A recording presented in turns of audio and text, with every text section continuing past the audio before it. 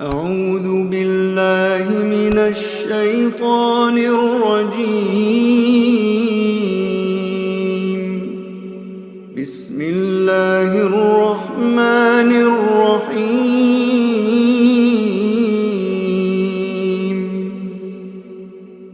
الحمد لله الذي أنزل على عبده الكتاب ولم يجعل له عوجا قيما لينذر بأسا شديدا من لدنه ويبشر المؤمنين الذين يعملون الصالحات أن لهم أجرا حسنا ماكثين فيه أبدا وينذر الذين قالوا اتخذ الله ولدا ما لهم به من علم ولا لآبائهم كبرت كلمة تخرج من أفواههم إن يقولون إلا كذبا فلعلك باخع نفسك على آثارهم إن لم يؤمنوا بهذا الحديث أسفا إنا جعلنا ما على الأرض زينة لها لنبلوهم أيهم أحسن عملا وإنا لجاعلون ما عليها صعيدا جرزا أم حسبت أن أصحاب الكهف والرقيم كانوا من آياتنا عجبا إذ أوى الفتية إلى الكهف فقالوا ربنا آتنا من لدنك رحمة وهيئ لنا من أمرنا رشدا فضربنا على آذانهم في الكهف سنين عددا ثم بعثناهم لنعلم أي الحزبين أحصى لما لبثوا أمدا نحن نقص عليك نبأهم بالحق إنهم فتية آمنوا بربهم وزدناهم هدى وربطنا على قلوبهم إذ قاموا فقالوا ربنا رب السماوات والأرض لن ندعو من دونه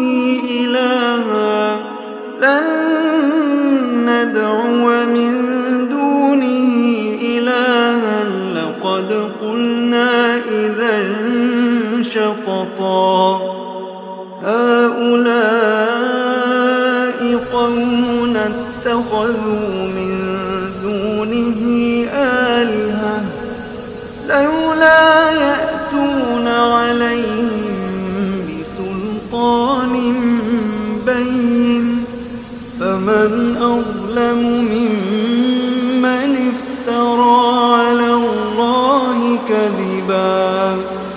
وإذ اعتزلتموهم وما يعبدون إلا الله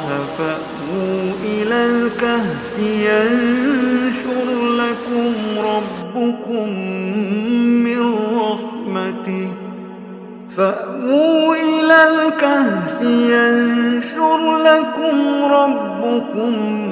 من رحمته ويهيئ لكم من أمركم مرفقا وترى الشمس إذا طلعت تزاور عن كهفهم ذات اليمين وإذا تقرضهم ذات الشمال وهم في فجوة منه ذلك من آيات الله من يهد الله فهو المهتد ومن يضلل فلن تجد له وليا مرشدا وتحسبهم أيقاظا وهم رقود ونقلبهم ذات اليمين وذات الشمال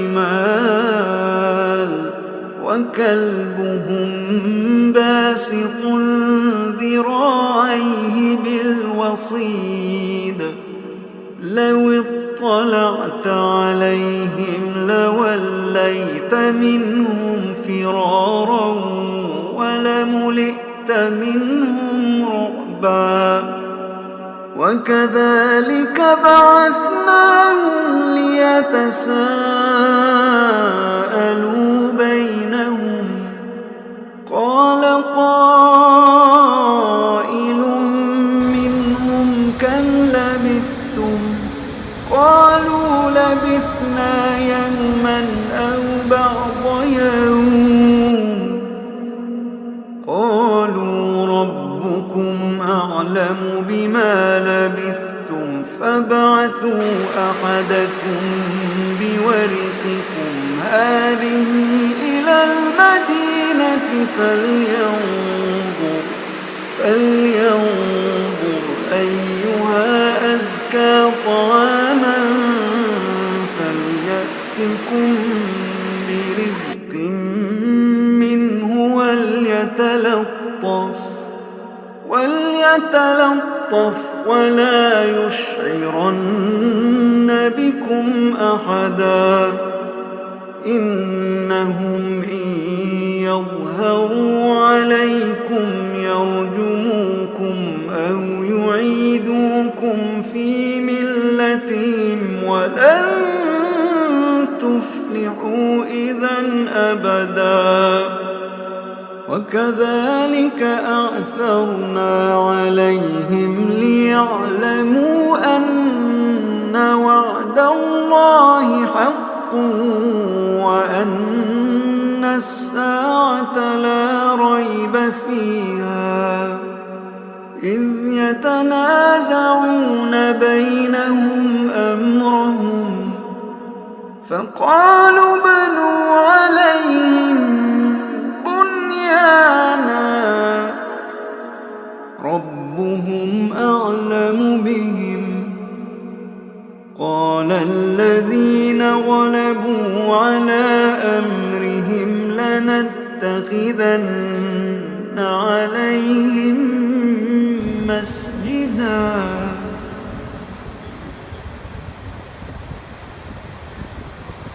سيقولون ثلاثة رابعهم كلبهم ويقولون خمسة سادسهم كلبهم رجما بالغيب ويقولون سبعة وثامنهم كلبهم قل ربي أعلم بعدتهم ما يعلمهم إلا قليل فلا تمار فيهم إلا مراء ظاهرا ولا تستفت فيهم منهم أحدا ولا تقولن لشيء إني فاعل ذلك غدا إلا أن يشاء الله واذكر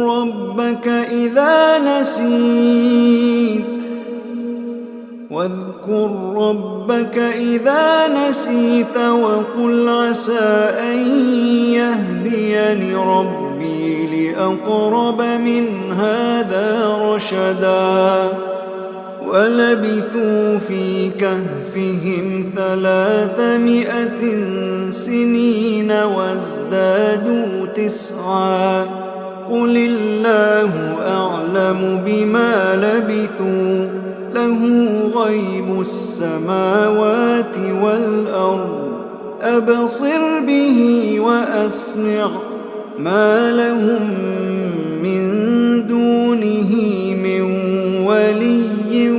ولا يشرك في حكمه أحدا واتل ما أوحي إليك من كتاب ربك لا مبدل لكلماته ولن تجد من دونه ملتحدا واصبر نفسك مع الذين يدعون ربهم بالغداة والعشي يريدون وجهه ولا تعد عيناك عنهم تريد زينة الحياة الدنيا ولا تطع من أغفلنا قلبه عن ذكرنا واتبع هواه وكان أمره فرطا وقل الحق من ربكم فمن شاء فليؤمن ومن شاء فليكفر إنا أعتدنا للظالمين نارا أحاط بهم سرادقها وإن يستغيثوا يغاثوا بماء كالمهل يشوي الوجوه بئس الشراب وساءت مرتفقا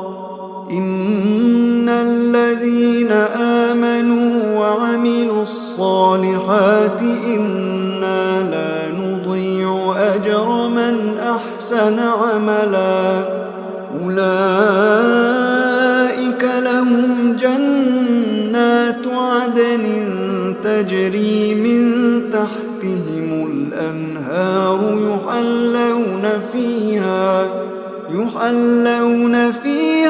من أساور من ذهب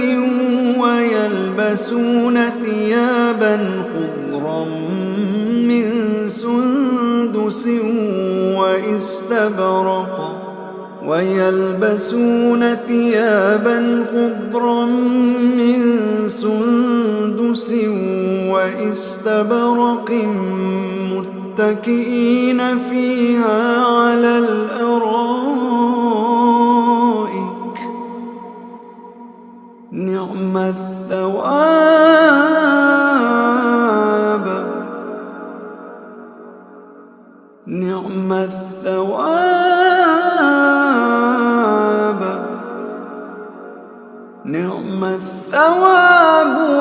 وحسنت مرتفقا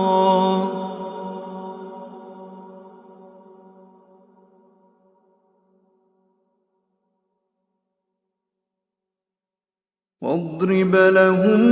مثلا الرجلين جعلنا لأحدهما جنتين من أعناب وحففناهما بنخل وجعلنا بينهما زرعا كلتا الجنتين آتت أكلها ولم تظلم منه شيئا وفجرنا خلالهما نهرا وكان له ثمر فقال لصاحبه وهو يحاوره أنا أكثر منك مالا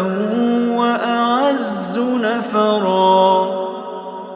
ودخل جنته وهو ظالم لنفسه قال ما أظن أن تبيد هذه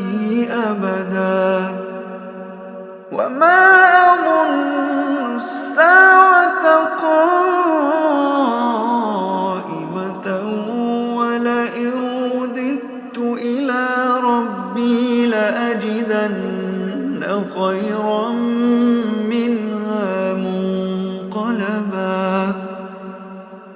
قال له صاحبه وهو يحاوره أكفرت بالذي خلقك من تراب ثم من نطفة ثم سواك رجلا لكن هو الله ربي ولا أشرك بربي أحدا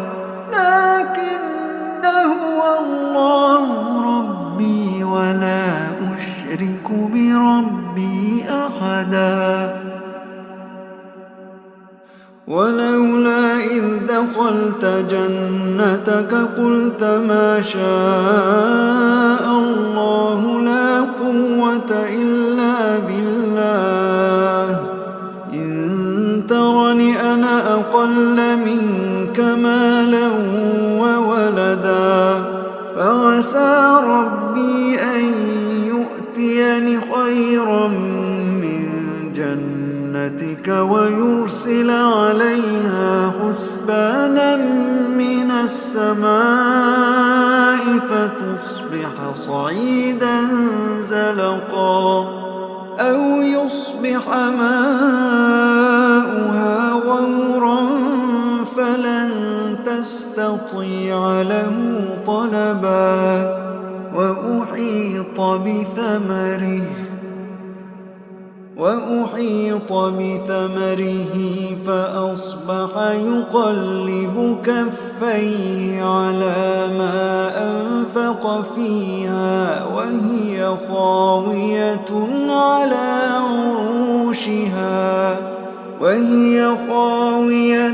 على عروشها ويقول يا ليتني لم أشرك بربي أحدا ولم تكن له فئة ينصرونه من دون الله وما كان منتصرا هنالك الولاية لله الحق هو خير ثوابا وخير عقبا واضرب لهم مثل الحياة الدنيا كماء أنزلناه من السماء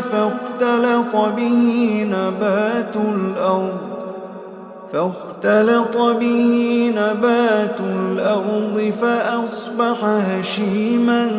تذروه الرياح وكان الله على كل شيء مقتدرا المال والبنون زينة الحياة الدنيا والباقيات الصالحات خير عند ربك ثوابا وخير أملا ويوم نسير الجبال وترى الأرض بارزة وحشرناهم فلم نغادر منهم أحدا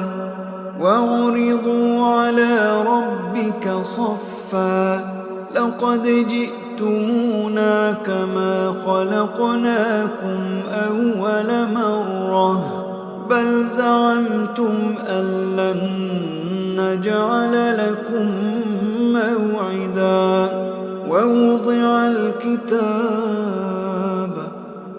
فترى المجرمين مشفقين مما فيه ويقولون يا ويلتنا ما لهذا الكتاب لا يغادر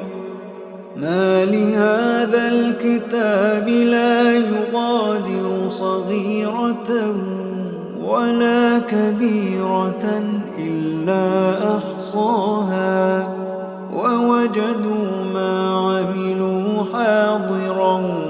ولا يظلم ربك أحدا وإذ قلنا للملائكة اسجدوا آدم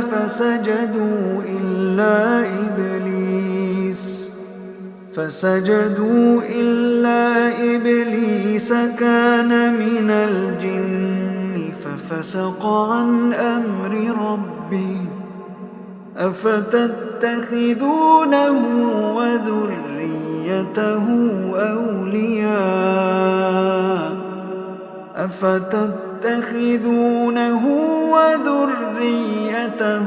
أولياء من دوني وهم لكم عدو بئس للظالمين بدلا ما أشهدتهم خلق السماوات والأرض ولا خلق أنفسهم وما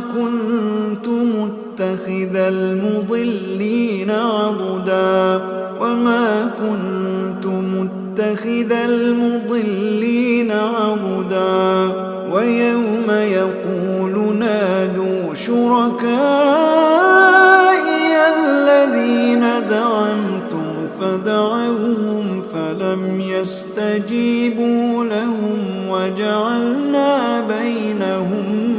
موبقا ورأى المجرمون النار فظنوا أنهم مواقعوها ولم يجدوا عنها مصرفا ولقد صرفنا في هذا القرآن للناس من كل مثل وكان الإنسان أكثر شيء جدلا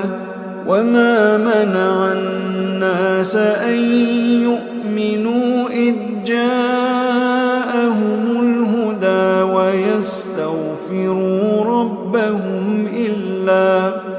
إلا أن تأتيهم سنة الأولين أو يأتيهم العذاب قبلا وما نرسل المرسلين إلا مبشرين ومنذرين ويجادل الذين كفروا بالباطل ليدحضوا به الحق واتخذوا آياتي وما أنذروا هزوا ومن أظلم ممن ذكر بآيات ربه فأعرض عنها ونسي ما قدمت يداه إنا جعلنا على قلوبهم أكنة أن يفقهوا وفي آذانهم وقرا وإن تدعهم إلى الهدى فلن يهتدوا إذا أبدا وربك الغفور ذو الرحمة لو يؤاخذهم بما كسبوا لعجل لهم العذاب بل لهم موعد لن يجدوا من دونه موئلا وتلك القرى أهلكناهم لما ظلموا وجعلنا لمهلكهم موعدا وإذ قال موسى لفتاه لا أبرح حتى أبلغ مجمع البحرين أو أمضي حقبا فلما بلغا مجمع بينهما نسيا حوتهما فاتخذ سبيله في البحر سربا فلما جاوزا قال لفتاه آتنا غداءنا سفرنا هذا نصبا قال أرأيت إذ أوينا إلى الصخرة فإني نسيت الحوت وما أنسانيه إلا الشيطان أن أذكره واتخذ سبيله في البحر عجبا قال ذلك ما كنا نبغ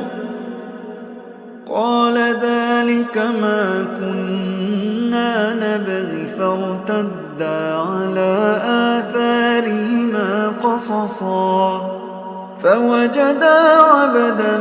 من عبادنا آتيناه رحمة من عندنا وعلمناه من لدنا علما قال له موسى هل أتبعك على أن تعلمني مما علمت رشدا قال إنك لن تستطيع معي صبرا وكيف تصبر على ما لم تحط به خبرا قال ستجدني إن شاء الله صابرا ولا أعصي لك أمرا قال فإن اتبعتني فلا تسألني عن شيء حتى أحدث لك منه ذكرا فانطلقا حتى إذا ركبا في السفينة خرقها قال أخرقتها لتغرق أهلها لقد جئت شيئا إمرا قال ألم أقل إنك لن تستطيع معي صبرا قال لا تؤاخذني بما نسيت ولا ترهقني من أمري عسرا فانطلقا حتى إذا لقيا غلاما فقتله قال أقتلت نفسا زكية بغير نفس لقد جئت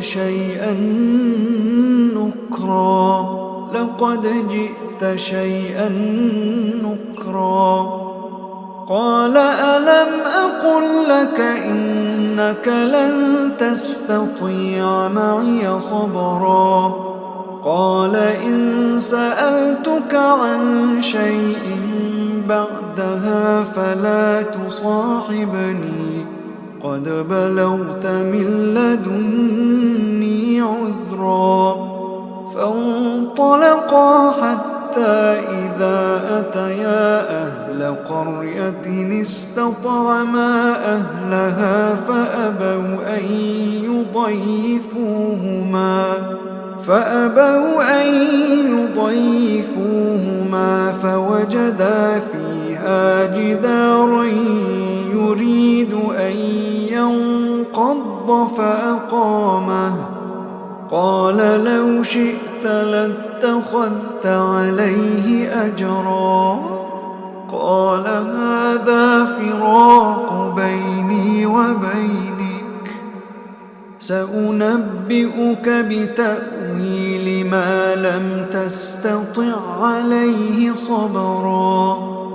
أما السفينة فكانت لمساكين يعملون في البحر فأردت أن أعيبها وكان وراءهم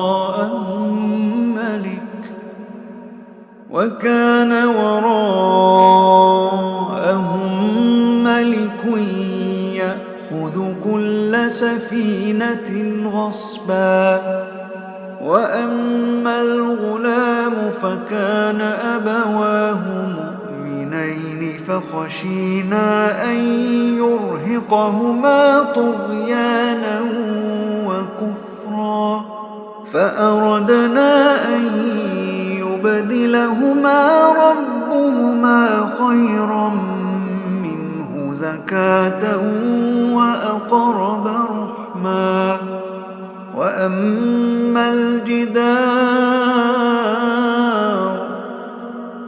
وأما الجدار فكان لغلامين يتيمين في المدينة وكان تحته كنز لهما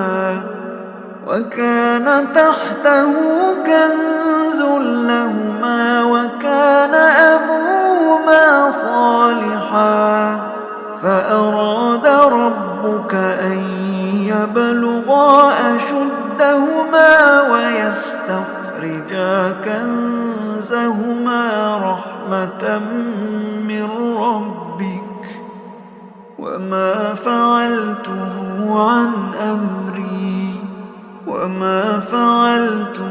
عن أمري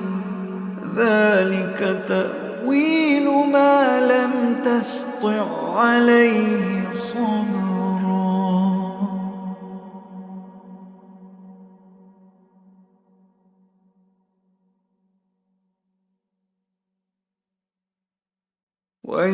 ويسألونك عن ذي القرنين قل سأتلو عليكم منه ذكرا. إنا مكنا له في الأرض وآتيناه من كل شيء سببا فأتبع سببا حتى إذا بلغ مغرب الشمس وجدها تغرب في عين حمئة ووجد عندها قوما قلنا يا ذا القرنين إما أن تعذب وإما أن تتخذ فيهم حسنا.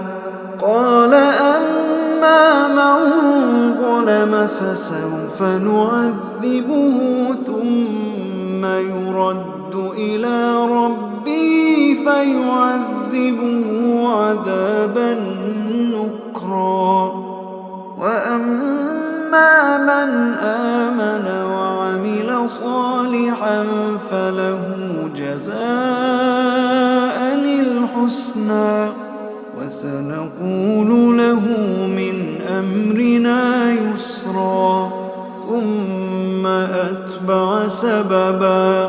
حتى إذا بلغ مطلع الشمس وجدها تطلع على قوم لم نجعل لهم من دونها سترا. كذلك وقد أحطنا بما لديه خبرا. ثم أتبع سببا حتى إذا بلغ بين السدين وجد من دونهما قوما لا يكادون يفقهون قولا. قالوا يا ذا القرنين إن يأجوج ومأجوج مفسدون في الأرض فهل نجعل لك خرجا على أن تجعل بيننا وبينهم سدا. قال ما مكني فيه ربي خير فأعينوني بقوة أجعل بينكم وبينهم ردما. آتوني زبر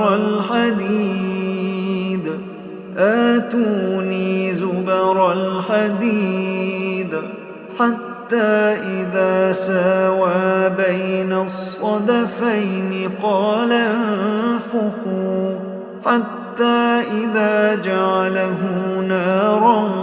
قال آتوني أفرغ عليه قطرا. فما استطاعوا أن يظهروه وما استطاعوا له نقبا.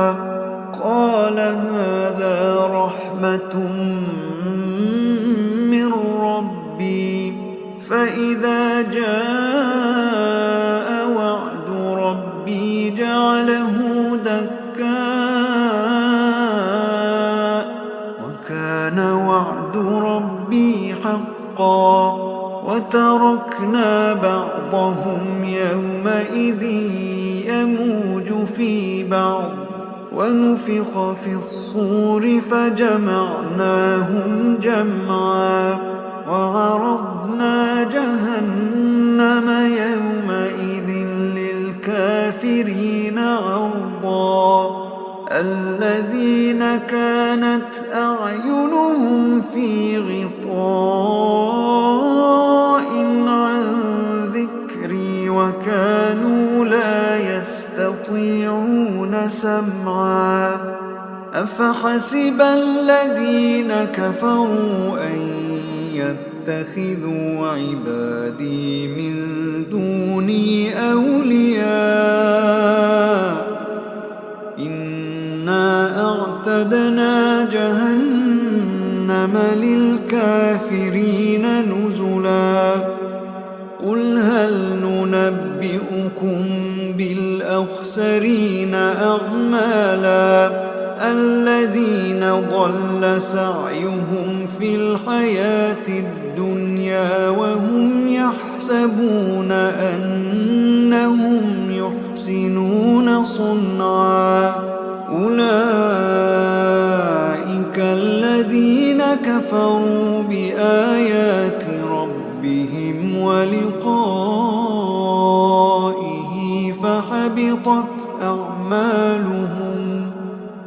فحبطت أعمالهم فلا نقيم لهم يوم القيامة وزنا ذلك جزاؤهم جهنم بما كفروا واتخذوا آياتي ورسلي هزوا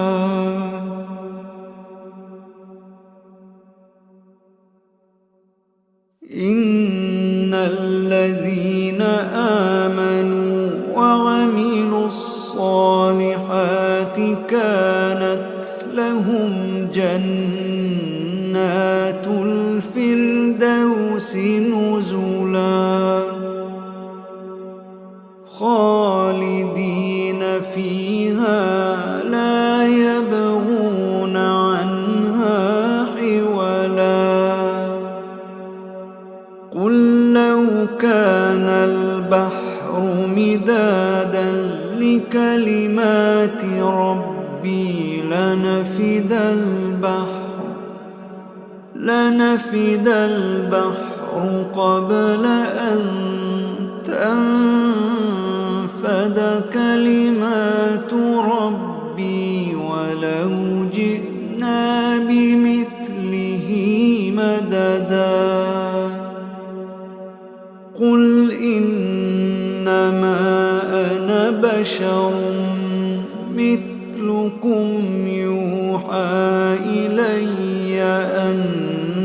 أنما إلهكم إله واحد فمن كان يرجو لقاء ربه فليعمل عملا صالحا ولا يشرك بعبادة ربه